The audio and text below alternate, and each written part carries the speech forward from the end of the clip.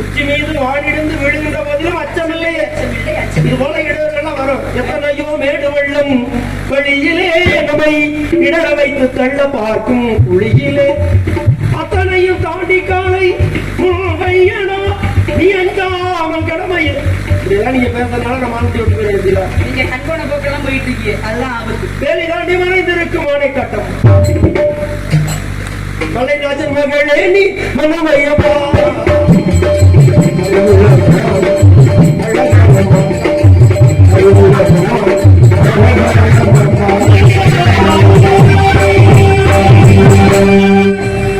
காவிய போல் கொண்ட கழுகு மாமலை சொந்தக்காரன் தந்தை மேல் அந்த விடம் தாய் மேல் தந்த விடம் வச்சிருக்கும் தாய் மாமன் இருக்கிறார். அவர் பெயர் நீலமேனியுடன் அம்மான் இருக்கின்ற 2 பெண்மான் குட்டிகளை உருவாக்கி அது மூத்த குட்டியை நான் ஏற்ற படைத்தலைமை பொறுப்புக்கு மடமகளுக்கு பரிசா கொடுத்தார். மூத்த குட்டி வீட்டுல இருக்கு, அக்கா அது குட்டியை போட மாட்டேங்குது.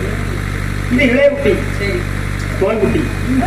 சரி அதுதான் குட்டுகள் நல்லா சொல்லுங்க. கும்பிடுது அப்ப நல்லா சொல்லுங்க. உடனே நான் ஒண்ணு நினைச்சுட்டு இருந்தேன் மனசுல இவ்வளவு நேரம் அவரை நான் பார்க்கவே இல்லை. நீங்க வந்தோட தெரியாம உட்காருன்னா ஏதோ முன்னுற மாதிரி மூத்த குட்டி குட்டி போடாதனால இடையே விட்டு கொண்டு போனாங்க.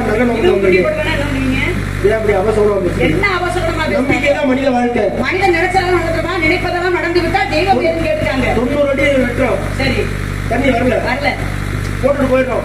அடுத்த ஒருத்தர் வந்து 1 அடி வெட்டாரு, 91வது அடியில தண்ணி இருக்குது. அதான் நம்பிக்கை. என்னத்த 90 அடி வெட்டி அவரே வரலன்னு விட்டுட்டு போயிட்டாருன்னு அடுத்த ஒரு முயற்சி பண்ணலன்னா என்ன முயற்சி முயற்சின்மை இன்மை தெய்வத்தால் ஆகாத நீனும் முயற்சியிடம் ஈடுபடுத்தப்படல. எல்லா இடத்துலயும் தோண்டுனா கிடைக்காது. தோண்ட வேண்டிய இடம் பார்த்து தோண்டணும். முதல்ல சில பேர் தோண்டிக்கிட்டே இருக்காங்க, கடைசி முடிக்க தண்ணியே கிடைக்க மாட்டேங்குது. இதுக்கு என்ன பண்றது? ஐயா ஒரு நிலம் அந்த நிலத்துல என்ன விளையுமோ அதுக்கு தகுந்தவாறு நிலத்தை உழுது. ஏன்னா அகல உழுவதை விட ஆழ உழுவது மேலுனாங்க இல்லையா? நீங்க ஆழ உழுவே முடியாது. உங்களை பார்த்தா தெரியும் நல்லா. நீங்க உழுகிறதுக்கே லாய்க்கு இல்லாதவன்றது ஒன்று நல்லா புரிஞ்சுக்கிட்டு எதுக்காக சொல்லணும் கோவிக்கப்படாது. வேறு நீங்க ஏற்கனவே ஒரு மான் பிடிச்சவனுக்கு அது குட்டி போடலாம், அதனால 2வது மானை தேடி அப்படின்னு சொல்லி பார்த்தீங்களா? குட்டி போடலன்னா அதுக்கு என்ன காரணம் அப்படின்றத அறிந்து ஆராய்ந்து அதுக்கு தகுந்த மாதிரி நீங்க போடணும் இல்லையா? அந்த குட்டிட்டு பார்த்தா அப்படி உங்கள்கிட்ட குறை இல்லையா? இல்ல நான் எல்லா வைத்தியம் பார்த்துட்டேன். என்கிட்ட குறை இல்லைங்க. தேடி வந்தது என்னது? என்னென்ன வைத்தியம் பார்க்கணுமோ இல்லை நான் பார்த்துட்டேன். அது குட்டி போட மாட்டேன். சரி தேடி வந்தது என்னது? மான் குட்டி. நீங்க யாரு? மனுஷன் தானே. மானோட மனுஷன் போய் சேருவாங்களா? ஏன் குட்டியை போட்டுருக்காங்க. அங்க போட்டு அங்க போடல. அதான் கேட்க வரல. நீங்க வேணா போடுங்க. நான் ஒரு கேள்வி கேட்கிறேன். என்ன? அண்ணன் ஒரு கேள்வி கேட்டேன். 4.5 காசு கேள்வி கேட்டேன். காசு எத்தனை கத்திரிக்கை? அது வேண்டாம். எல்லாத்தையும்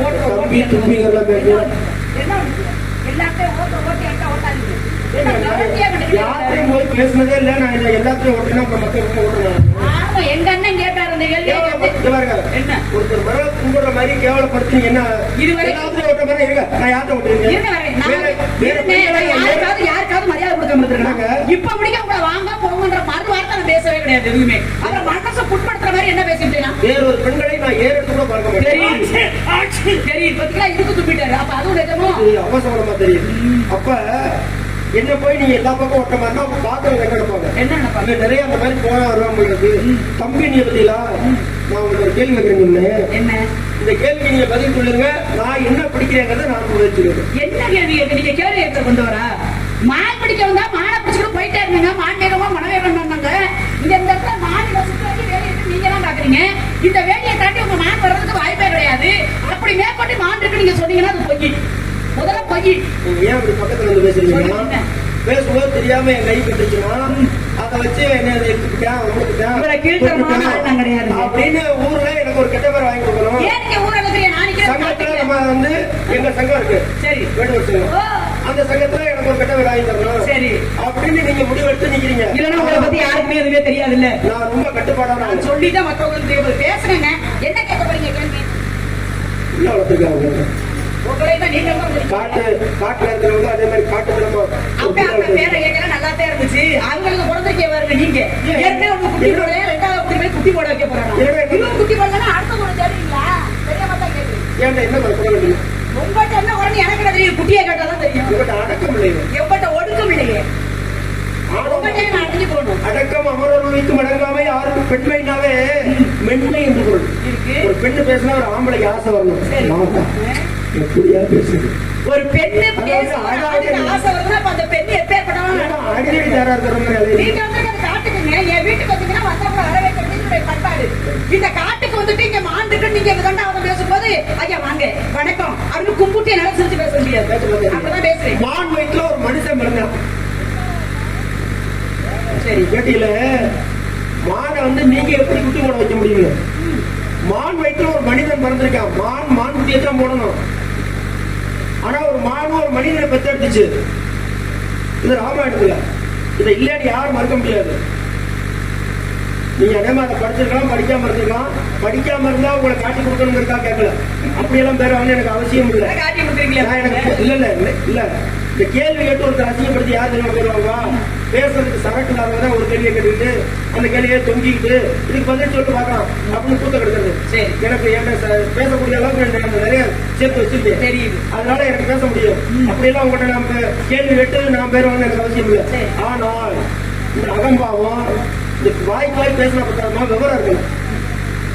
காட்டுக்குள்ள வந்துக்கிறீங்களே நீங்க வீட்டுக்கு வந்து நான் செஞ்சிருப்பேன். ஏன் காட்டுக்குள்ள போய் குஸ்தி வந்து உங்களை மாதிரி ஒரு அழகான பெண்ணை பார்த்து சகுங்களே அவர் அழகான பெண்ணை பார்த்தாரு. அப்ப நீங்க அழகு வர்ணிக்கத்தான் வந்தீங்களா? ஏன் உங்களுக்கு ஒன்னும் ஒட்டி நிக்க கல்வி இருக்கலாம். நம்மளாம் ஒரு குடும்பம். நான் உங்களோட குடும்பம் சொல்லுங்க. கலை குடும்பம் தப்பா நினைக்காது. நான் ஒரு தமிழன், நீங்க ஒரு தமிழ் பெண்மணி. நான் ஒரு இந்தியன், நீங்க ஒரு இந்தியன் பெண்மணி. நான் ஒரு கலைஞர், நீங்க ஒரு கலைஞர். அப்ப நமக்குள்ள இவ்வளவுலாம் நட்புகள், உறவுகள், பந்தங்கள், தொடர்புகள் இருக்கும் பொழுது நீங்க உதாசனமா பேசுறீங்க பத்தியா? அதை மாத்திக்கல. இந்த இடத்துக்கு நான் வந்திருக்கேன்னா காவல் பண்ணிருக்கேன்னா பொறுமை என்னும் நகை அணிந்து பெருமை சேர்க்க வேண்டும் என்று ஐயா விட பொறுமை கடலை விட பெருசா. அது ஒரு பெண்ணுக்கு பொறுமை என்பது ஒரு ஆடுறீங்க இல்லங்க. இது என்னுடைய இடம். ஆடாதீங்க. நீங்க ஆடாதீங்க. உங்களோட ஆடிதான் எங்க ஆடே போச்சு. முன்னாடி உங்களை ஆடிச்சு சேர்ந்து சரி சிவனோட எல்லா ஆட்டம் போட்டுச்சு. கடைசியில் அவங்க ஆட்டம் போட்டாரு. மொத்த காலத்துக்கு தான் இருக்குது. சரி ஒரு கால உனி ஒரு காலை நேரம் வானத்துக்கு நேரம் தூக்குறாரு. ரொம்ப தூக்க முடிஞ்சா முடியல. முடியல ரொம்ப ஒரு அளவுக்கு தான் தூக்க முடியும். ரொம்ப ஆடாதீங்க. மண்டையாவே ஒரு போட்டு அந்த பேச்சு இந்த அளவுக்கு தான் அடக்கமா இருக்கணும். அவருக்கு தெரியும். அவர் ஆம்பளை பாருங்க. பெண்ணுன்றவ இந்த அளவுக்கு அடக்கமா இருக்கணும். அதை மீறி பெண் அடக்கக்கூடாது அப்படிங்கறதை உணர்ந்து நீ இவ்வளவே இருக்க அடக்கமா இருந்தா எனக்கு போதும்னு சொல்லி தன் உடம்புல பாதியை கொடுத்தவர் தான் உங்க ஆம்பளை. அவர் ஆம்பளை, நீங்க ஆம்பளை. பேசுறதே ஒத்துக்க மாட்டேங்கிறீங்க. ஆடுறீங்கன்னு கேக்குறீங்க. நான் எங்க ஆடுறேன் தாங்க முடியாது. பாதி எதுக்கு இன்னும் மிச்ச பாதி இருந்துச்சுன்னா இந்த உலகத்தை அடிச்சுக்க. நீ பாதி இருந்தாவே போதும். உன்னை நான் கையிலேயே கைப்பிடியாவே வச்சுக்கிறேன்னு சொல்லிட்டா இடது பக்கத்தை விட்டு வச்சுருக்கேன். ஒரு மான் குட்டி போடலங்கிறக்காக இன்னொரு மான் தேடி வந்து நீங்க எங்க என் உடம்புல உனக்கு சரி பாதியா நான் தர்றேன்னு சொன்னா அவர் எங்க? நல்லா யோசிக்க. அவர் ஆம்பளையா, நீங்க ஆம்பளையா? யோசிக்க.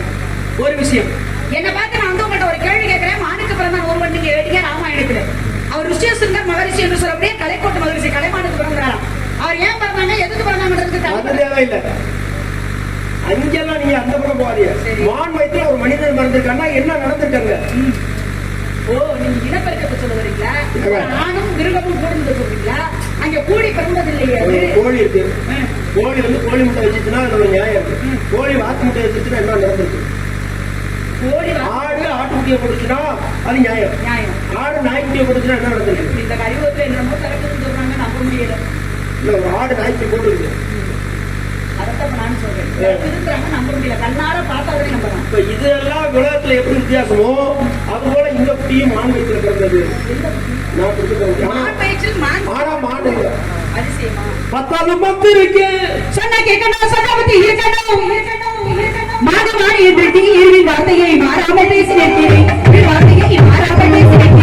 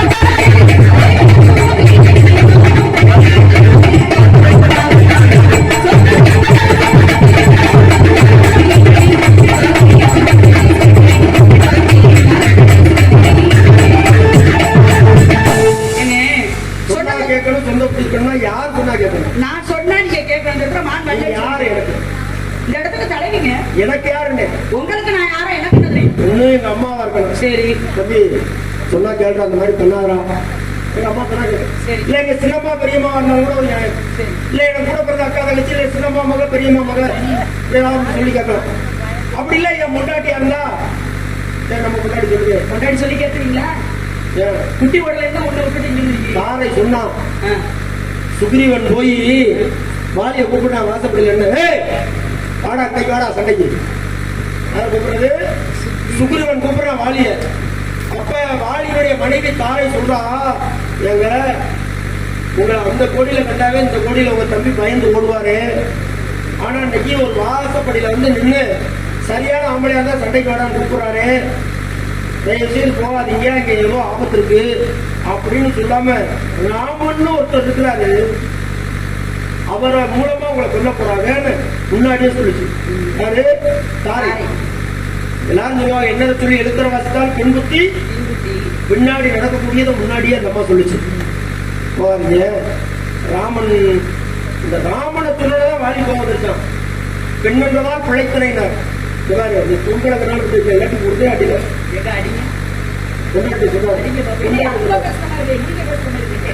அவர் பொண்டாட்டி புருஷன் பொண்டாட்டி அடி வந்தது சகஜம் தான். நீங்க யாரு இங்க அடிக்கிறது? குட்டியே கிடந்தாலே ஆமான்றீங்க. ராமாயணத்தை கூட பேச விட மாட்டேங்க. இவர் பேசுறாங்க ராமாயணம் பேசுற மாதிரியா இருக்கு. பொண்டாட்டி கிண்டாட்டி இப்படிதான் பேசுறாரு. அப்ப ஒடிச்சு விட்டு குடிக்கிறது திரும்பி பேசினாலும் அவரு பாவம். நீங்களாவது கோபப்படுறீங்க. அவர் மானத்தை தப்பான முடிவு கேட்டா பத்துங்க நம்மளை பார்த்து கேள்வி கேட்டாங்க. அப்ப அதுக்கு கையில சுற்றாப்ல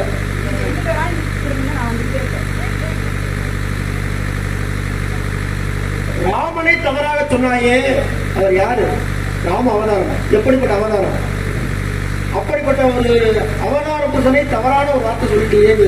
பெண்ணுங்க என் கொண்டாட்டிங்களால உள்ள நல்லா கேட்டுக்க. பொங்கலுங்கனால வாலி சொல்ற, வாலி தன்னுடைய மனைவி தாரை பேச்ச கேட்காம போய்தான் வரணும். எப்படி பெண் பேச்சை வந்து கேட்கணும். ஆனா எப்ப கேட்கணும்? புத்திசாலி கொண்டாட்டியா இருந்தா கேட்கணும். அதே சமயத்துல இந்த பீஷ்மாச்சாரியார்னு ஒருத்தருக்கு மகாபாரதத்துல பொண்டாட்டியே கடைசி வரைக்கும் கட்டல. ஏன் தெரியுமா? முற்புறவில பொண்டாட்டி பேச்ச கேட்டதுனால. எத்தனையோ பஸ் இருக்குது, ஒருத்தர் சொந்தமான பஸ் தான் வேணும்னு நம்ம கேட்டதுனால சரி ஒண்ணு கொடுத்தாரா? மருந்துகள் அதனாலதான் அவனுக்கு பெண் வாடையே சுத்தமா இல்லாம போகிறது அப்படிங்கிற சாப்பிடும். நல்ல பெண்ணு, நல்ல மனைவி, நல்ல அம்மாவே கொஞ்சம் புத்திசாலி அம்மா இருந்தா அம்மாவை கேட்கலாம். அதுக்கப்புறம் அம்மா சொல்றதே ஒரு தவறுனா, அம்மா நீங்க சொல்றதுல திருப்பி தவறு இருக்குமா அப்படின்னு குழந்தை சொல்லலாம். கோழி மிதிச்சு குஞ்சு முடமாமான்னு ஒரு பழமொழி சொல்லுவாங்க. அப்படின்னா என்ன அர்த்தம்? கோழி மிதிச்சு தாய் மிதிச்சு குழந்தை சாகுமா இப்படின்ற ஒரு உதாரணம் எடுத்துக்கலாம். ஆமா, தாய் கோழி வந்து மிதிச்சு ஒரு குஞ்சு சாகாதுன்னு சொல்றாங்க. அப்படின்னா என்னன்னா, ஒரு அம்மா வந்து அடிச்சு குழந்தைக்கு எதுவும் ஆகாது. அப்புறம் புள்ள அடிச்சா மட்டும் அம்மா ஏன் வச்சுக்கிறீங்க? என்ன பண்றது? தாயை கை நீட்டி அடிச்சியா? சிறு பிள்ளையில அடிச்சா 5 வயசுல அடிச்சா வாங்கிக்கலாம். அதே 15-20 வயசுல அடிச்சா அழிக்கிறோம். தாய்க்கு பின் தாரம் தானே. அம்மாவுக்கு அடுத்து அந்த இடத்தை நிரப்புறதுக்கு யார் வர்றது? தாரம்னு ஒரு மணி வந்தது. தந்தைக்கு பின் சகோதரர்கள் இருக்காங்க. வேறு யாருங்க? அம்மாவோட இடத்தை நிரப்புறதுக்கு ஒரு பொண்ணு தாரம் வந்துடலாம். ஆனா தந்தையோட இடத்தை நிரப்புறதுக்கு இந்த உலகத்துல எதுவுமே கிடையாது. என்ன கைது ஏன்னு கேளுங்க. சொல்லுங்க. ஒரு தாய் 10 மாதம் சுமந்து 10 மாதம் சுமந்து 10 மாதம் சுமந்து மட்டுமே ஒரு குழந்தைய கொடுக்குறான்.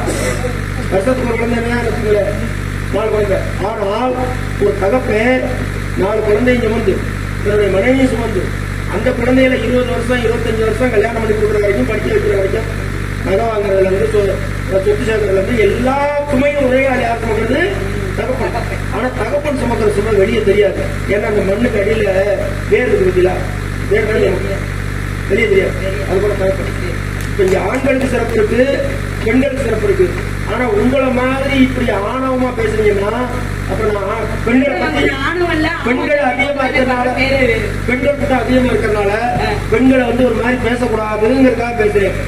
நீங்க ஏதாவது தேர்தலுக்கு தெருவில் விட்டீங்க, அப்புறம் தெருவுக்கு வந்து 5:30 மணி இதுக்குள்ள வச்சு பூட்டிக்க முடியும். தேர்தல் தெருவுக்கு வந்து 10 பத்து இருக்கு.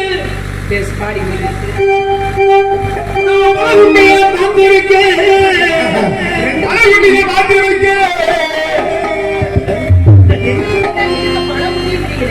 வளமுட்டினா ஒரு மாடு ஆகுமா?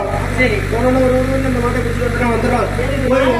ஒவ்வொரு மாட்டை பார்க்க மாடானே அண்ணன் தமிழ் எல்லாம் போகும். இல்ல இல்ல இன்னும் கொண்டாடி சில பேருக்கு வந்து மாடு எடுத்து வைக்கப்பா. என்ன அண்ணன் தமிழ் சொல்லுவாங்க தம்பி ஒளிபெருக்கலாம். ஒருவேளை திடீர்னு கல்யாணம் பண்ற மாதிரி ஆயிடுச்சு ஒரு பேச்சுக்கு இந்த உலகம் என்ன சொல்லுவாங்க? சி அண்ணன் தம்பி ஏன்னா அண்ணனும் தங்கச்சியும் கல்யாணம் பண்றது இல்லையா? ராஜா மாதிரி அக்காவும் தம்பியும் கல்யாணம் பண்றது இல்லையா?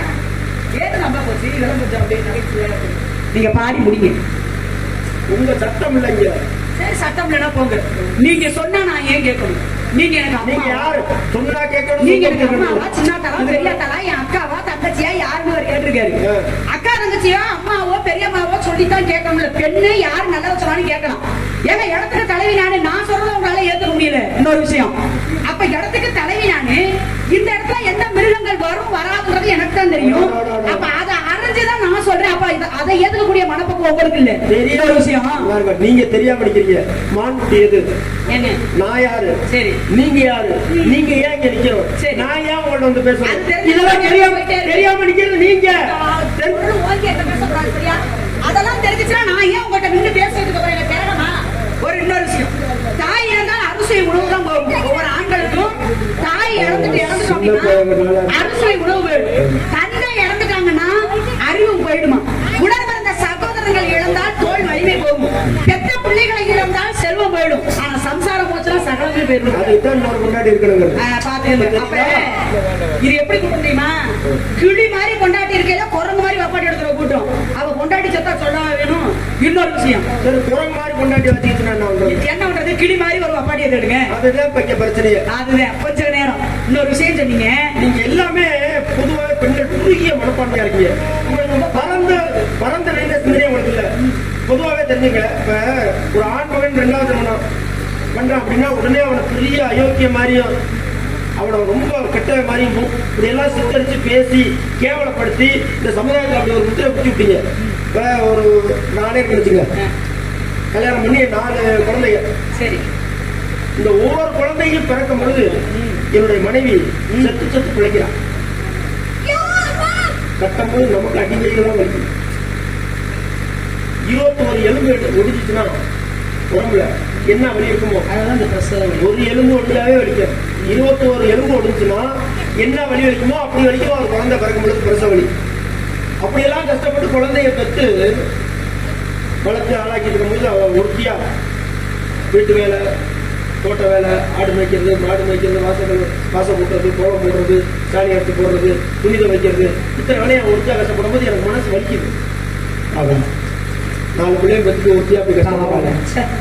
இன்னொருத்தி வீட்டு வந்தோம்னா ஏதோ ஒரு 4 குடியை கொடுத்துட்டு அவரும் கஷ்டப்படுறாங்கன்னா அடுத்த ஒரு 4 குடியை கொடுத்துட்டு இப்படி வரிசையா போட்டுக்கிட்டே இருந்தா நிலைமை என்ன ஆயிடும் என்கின்ற ஒரு தொலைநோக்கு பார்வையோட மனைவி மீது உள்ள கருணையில நாங்க இன்னொரு கல்யாணம் பண்ணி கொடுத்து வந்தா எங்க வீட்டுல ஆடுற ஆட்டம், ஐயோ நான் உனக்கு என்ன வர வச்சு அதில் வர வச்சுனா அப்படியா நம்ம என்ன இப்படி கீழே விடதான் வீசில மண் போட்டாலும் பேசுற கும்பலே ஏன் நான் என்ன சரியில்லையா யார் கூத்தம் காட்டி நான் ஏன் என்னை பிடிக்கலையா முடிக்கலையான்னு 2வது முன்னாடி கட்ட மாட்டாங்க.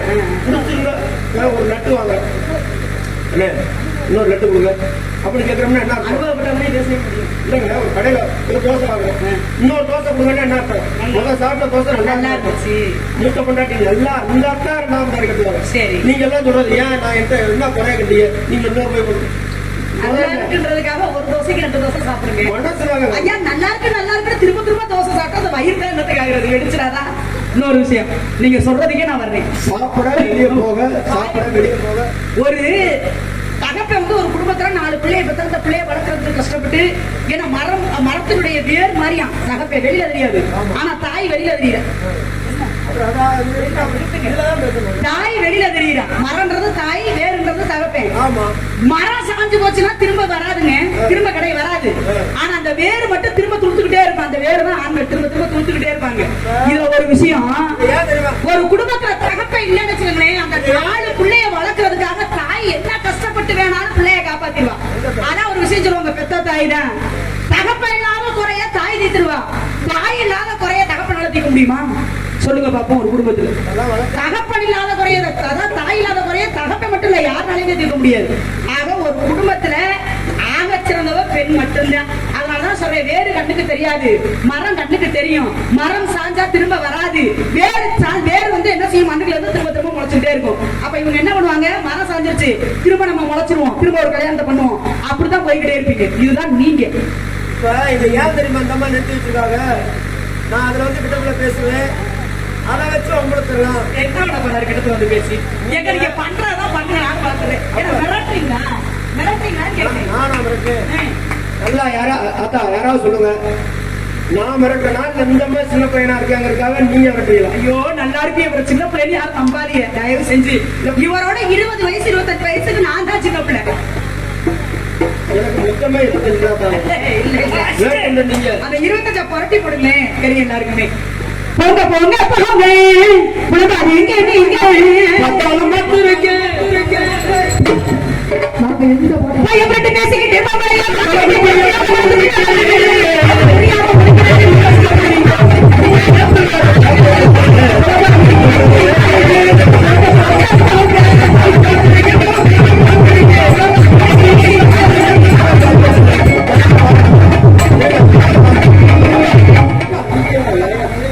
நீங்க என்ன நியாயத்தை பேசுங்க. சொன்னா கேட்கணும், சொந்த பத்தி இருக்குன்னு சொன்னது இல்ல, சொன்னா கேட்கணும், சொந்த பத்தி இருக்குன்னு சொன்னது நீங்க.